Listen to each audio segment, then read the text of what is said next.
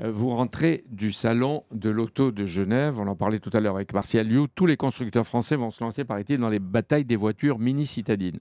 Les géants d'Internet, il paraît qu'ils viennent vous faire la cour, ils viennent vers vous, etc. Ils vous font des mamours pour encore plus de numérique dans les voitures. Qu'est-ce que vous prévoyez?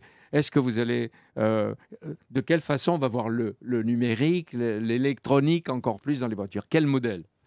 Il y a deux grandes tendances. Il y a d'abord la connectivité et il y a ensuite les aides à la conduite et les automatismes d'aide à la conduite. C'est-à-dire Les des aides voitures sans chauffeur? des voitures sans chauffeur ou des voitures qui vont vous aider dans les situations d'encombrement.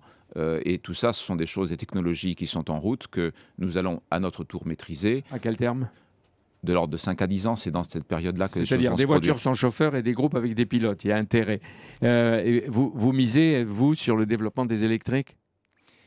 La réduction des émissions est certainement une tendance sociétale lourde et donc nous nous y préparons. Nous avons déjà dans la gamme PSA de nombreux véhicules hybrides.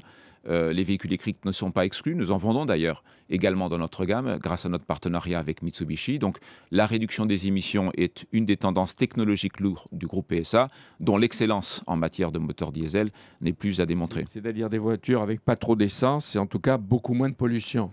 Oui, je veux rappeler que la Peugeot 308 qui a été élue voiture de l'année à Genève il y a 2 jours a une consommation de 3,1 litres, ce qui est tout à fait le record dans la catégorie.